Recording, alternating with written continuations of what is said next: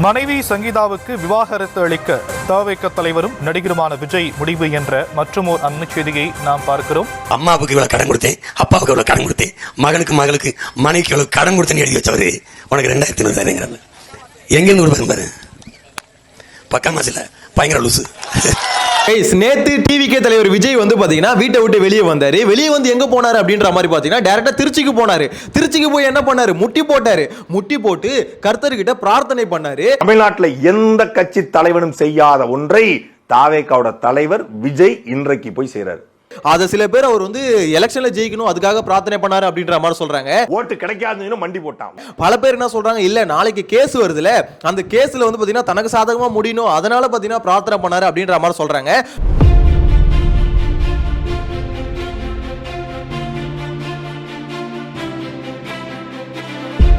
பாவ மன்னிப்பு கேட்டிருக்காருங்க அவரு அப்படின்ற மாதிரி சொல்லிட்டு இருக்காங்க. சோ இந்த மாதிரி பாத்தீங்கன்னா விஜய் எதுக்கு சடனா இந்த மாதிரிலாம் ஒண்ணு பண்றாரு? அது மட்டும் இல்லாம இப்ப அவங்களோட கேஸ் வந்து பாத்தீங்கன்னா இன்னைக்கு வருது. சோ அது இல்லாம நேத்து வந்து பாத்தீங்கன்னா இவங்களுக்குள்ள ஒரு செட்டில்மெண்ட்டுக்கு வந்து பேசியிருக்காங்க சங்கீதா கிட்ட. விஜய் தரப்பு வந்து ஒரு பேச்சுவார்த்தையானது நடத்தப்பட்டு இருக்கிறது. அந்த பேச்சுவார்த்தையும் தற்பொழுது தோல்வியில் முடிஞ்சிருக்கிறது. சோ அந்த செட்டில்மெண்ட்டுக்கு பேசின பேச்சுவார்த்தை வந்து பாத்தீங்கன்னா கடைசியில ஃபெயிலியரா போய் முடிஞ்சிருக்கு. அப்படி என்ன செட்டில்மெண்ட்டுக்கு பேசினாங்க, எவ்வளவு அமௌண்ட்டுக்கு வந்து செட்டில்மெண்ட் பண்றதா பேசினாங்க அப்படின்றத ஃபுல்லா பார்த்தலாம். எலெக்ஷன்ல வந்து பாத்தீங்கன்னா ஒவ்வொரு கட்சியில இருந்து 234 வேட்பாளர்களை வந்து நிறுத்துறாங்கல்ல, அப்படி நிறுத்துற வேட்பாளர்கள் நல்லவங்களா கெட்டவங்களான்னு எப்படி தெரிஞ்சுக்கிறது அப்படின்றது பேசிக்கா பாத்தீங்கன்னா அவங்க மேல எவ்வளவு குற்ற வழக்குகள் இருக்கு அப்படின்றத வச்சு தெரிஞ்சுக்கலாம். கரெக்ட்டுங்களா? அந்த வகையில புதிய தலைமுறையில ஒரு ரிப்போர்ட் விட்டுருக்காங்க. அந்த ரிப்போர்ட்டை பார்க்கும்போது உண்மையில பகீர் இருக்குது. ஏன்னா அவ்வளவு பேர் மேல அவ்வளவு கட்சியில வந்து பாத்தீங்கன்னா கேசஸ் இருக்குது, எல்லாம் சிவியரான கேசஸ். அந்த கேசஸ் இருக்க ஆளுங்க தான் பாத்தீங்கன்னா வேட்பாளர்களா அங்க நிக்கிறாங்க. அந்த ரிப்போர்ட்டை பார்க்கும்போது உண்மையிலேயே ஷாக்கிங்கா இருக்கு. அதை பாருங்க. சீரியஸ்லி எந்தெந்த கட்சியில எவ்வளவு அக்யூஸ்டுங்க இருக்காங்க அப்படின்றது கிளியரா தெரியும். ஃபுல்லா டீடைலா சொல்றேன். இதெல்லாம் பார்க்கிறதுக்கு ஒரு முக்கியமான விஷயம். சேனலை ஃபர்ஸ்ட் டைம் பாத்தீங்கன்னா சப்ஸ்கிரைப் பண்ணிட்டு வீடியோ லைக் பண்ணி வச்சுக்கோங்க. ஒன் பை ஒன்னா பார்த்தலாமா? முதல்ல இந்த சங்கீதா விஜய் இவங்களுக்கான செட்டில்மெண்ட் பேச்சுவார்த்தையில இருந்து போயிடலாம். ஆக்சுவலா இன்னைக்கு வந்து கோர்ட்ல வந்து கேஸ் வருதுங்க. இன்னைக்கு வந்து அது வந்து கோர்ட்ல வந்து வாதாடுவாங்க, என்ன பிரச்சனை ஏது பிரச்சனை அப்படின்ற மாதிரி. ஆனா அதுக்கு முன்னாடி என்ன பண்ணாங்க, நேத்து உட்கார்ந்து செட்டில்மெண்ட்டுக்கு பேசியிருக்காங்க. அப்படி பேசும்போது சங்கீதாக்கு வந்து விஜய் தரப்பு என்ன சொல்லிருக்காங்கன்னா, விவாகரத்து கொடுத்துறேன் அப்படின்ற மாதிரி சொல்லிருக்காரு. ஆனா செட்டில்மெண்ட் வந்து பாத்தீங்கன்னா நீ கேட்கிற அமௌண்ட்ல என்னால தர முடியாது, நான் வந்து 35 கோடி தான் தருவேன் அப்படின்ற மாதிரி அவங்க சைடுல இருந்து சொல்லிருக்காங்க. அவங்களுக்கான பங்கா மட்டும் கேட்கல, என் பையன் என் பொண்ணு நான் எங்க 3 பேருக்கான பங்காவும் 230 கோடி கொடுங்க அப்படின்ற மாதிரி கேட்கறாங்க. விஜய் சைடுல அவர் என்ன சொல்றாருன்னா 230 தான் கொடுக்க முடியாது, 35 கோடி வேணா தர முடியும் அப்படின்ற மாதிரி பாத்தீங்கன்னா அவர் சைடுல செட்டில்மெண்ட் பேசியிருக்காங்க. ஆனா அவர் என்ன சொல்றாருன்னா பையனையும் பொண்ணையும் நானே பாத்துக்கிறேன், பசங்களை வந்து நானே பாத்துக்கிறேன் அப்படின்ற மாதிரி சொல்றாரு. ஆனா இங்க கேள்வி என்னன்னா, பசங்களும் அதாவது பையனும் பொண்ணும் பாத்தீங்கன்னா அம்மா கூட தானே இருக்காங்க. அம்மா கூட இருக்கிற உங்க கூட உங்களுக்கு சப்போர்ட்டா இருக்கணும்னு நினைச்சா இப்ப வந்து உங்க கூட இருந்திருக்கலாமே. ஆனா அம்மா கூட இருக்க 2 பேரை நீங்க எப்படி பாத்துக்க முடியும் அப்படின்ற கேள்வி வருதுல. சோ சங்கீதா சைடுல இருந்து என்ன சொல்றாங்க, இல்ல பசங்க என் கூட தான் இருப்பாங்க, அவங்க விருப்பம் அதுதான், இதுக்கு வந்து இவங்க சைடுல இருந்து முடியாது, 35 தான் கொடுக்க முடியும்னு கராரா சொன்னதுனால அந்த சமாதான பேச்சுவார்த்தை வந்து பாத்தீங்கன்னா புஷ்னு போய் முடிஞ்சிருச்சு. இன்னைக்கு வந்து சங்கீதா தரப்புல இருந்து வந்து இன் கேஸ் அந்த நடிகையோட பேர்லாம் வெளியே சொன்னாங்கன்னு வச்சுக்கோங்களேன், அது மிகப்பெரிய இஷ்யூவா மாறும். அது என்ன அப்படின்றத வெயிட் பண்ணி பார்க்கலாம். இதுக்கு தான் என்ன சொல்றாங்க, விஜய் வந்து பாத்தீங்கன்னா சர்ச்சில் போயிட்டு இந்த மாதிரி முட்டி போட்டு நடந்தது காரணம் வந்து பாத்தீங்கன்னா எலெக்ஷன்ல ஜெயிக்கணும்ன்றதுலாம் இல்ல. எலெக்ஷன்ல ஜெயிக்கணும்னா அந்த மனுஷன் என்ன பண்ணிருக்கணும், வீதி வீதியா போயிருக்கணும், தொகுதி தொகுதியா போயிருக்கணும், போயிட்டு மக்கள்கிட்ட பிரச்சாரம் பண்றதை விட்டுட்டு மொத்தமாவே அந்த மனுஷன் வந்து 14 தடவை தான் வீட்டை விட்டு வெளியே வந்திருக்காரு. அதுல ஒரு 2 தடவை இந்த மாதிரி நோட்டீஸ் ஆக்கு வெளியே வந்திருக்காரு. 3 இடத்துல பிரச்சாரத்துக்கு அனுமதி கொடுத்திருக்காங்க நேத்து. ஆனா இந்த மனுஷன் 3 இடத்துக்கும் போடாம மசூதி, சர்ச், கோயில் இந்த 3 இடத்துக்கு விசிட்டிங் அடிச்சுட்டு கடவுள்கிட்ட வேண்டிக்கிட்டு திருப்பி வீட்டுக்கு ஓட்டாருங்க. திருச்சியில் முன்கூட்டியே பிரச்சாரத்தை நிறைவு செய்திருக்கிறார் தவிக தலைவர் விஜய். அது ஒரு பக்கம் ட்ரோல் பண்றாங்க. ஐயய்ய இன்னும் பிரச்சாரமே நாளையோட முடியுது, அதாவது செவ்வாய்க்கிழமையோட பிரச்சாரமே டோட்டலா முடியுது. இந்த மனுஷன் வந்து பாத்தீங்கன்னா கடைசி வரைக்கும் வர மாட்டாரா வீட்டை விட்டு வெளியே அப்படின்ற மாதிரி கலாய்க்கலான்னு கலாச்சிக்கிட்டு தான் இருக்காங்க. ஒரு பக்கம் சாட்டை துறைமுருகன் அவர் வந்து லிஸ்ட் எடுத்து போட்டுட்டு இருக்காரு.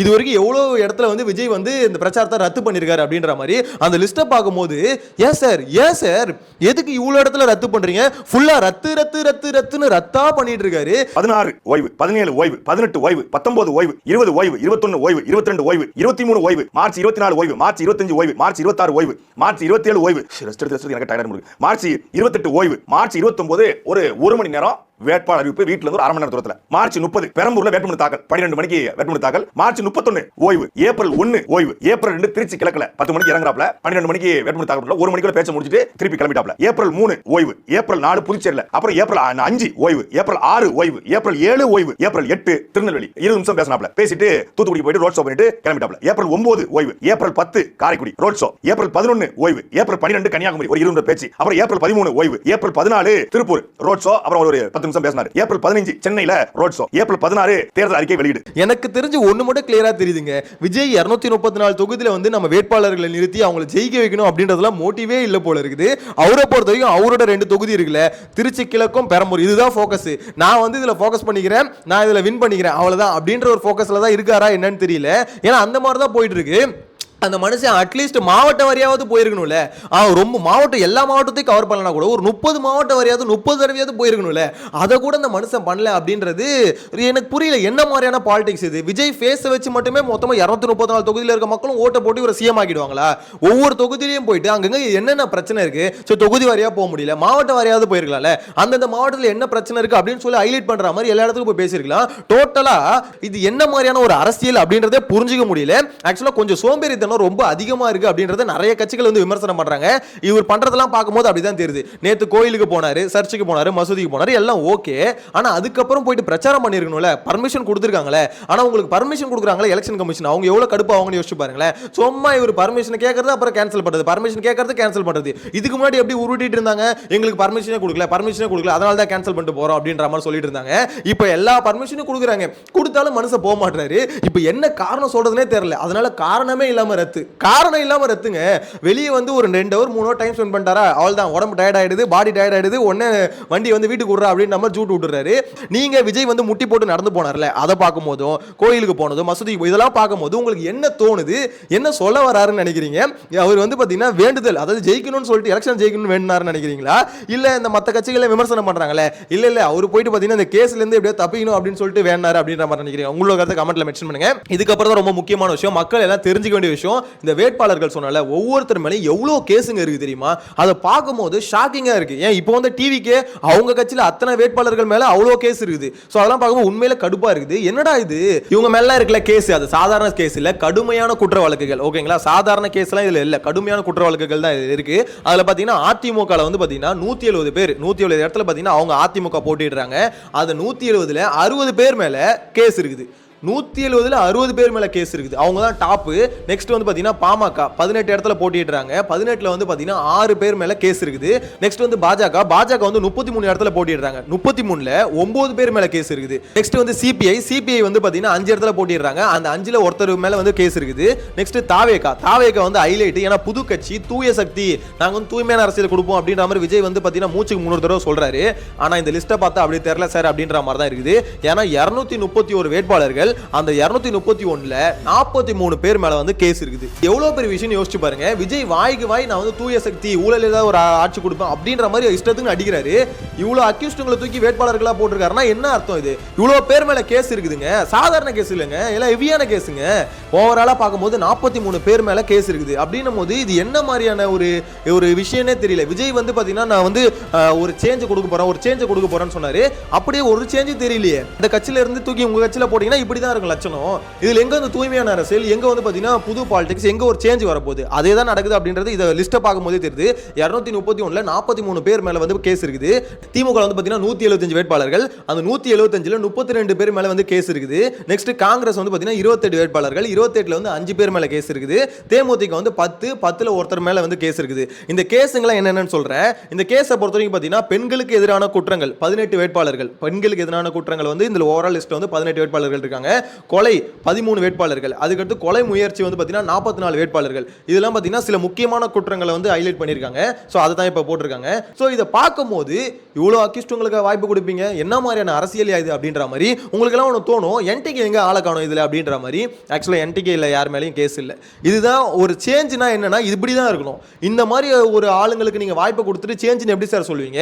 உண்மையில நான் கூட நினைச்சேன் என்டிகேல யாராவது ஒருத்தராவது அது இதுல இருப்பாங்க அப்படின்ற மாதிரி யோசிச்சு பார்த்துட்டு இருந்தேன். பட் அப்படி இல்லவே இல்லை.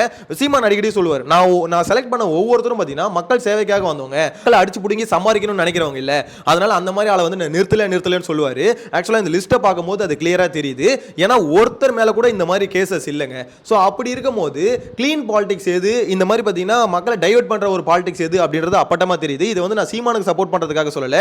ஓவராலா விஜய் பண்ண ஒரு ஏமாற்றம் தான். விஜய் மேல ஒரு டிசப்பாயின்மெண்ட் இருக்கு. எதுக்கு இந்த மனுஷன் இப்படி ஒரு சேஞ்சுன்னு வந்துட்டு எதுக்கு ஊரை ஏமாத்தணும் அப்படின்ற மாதிரி சொல்ல தோணுது.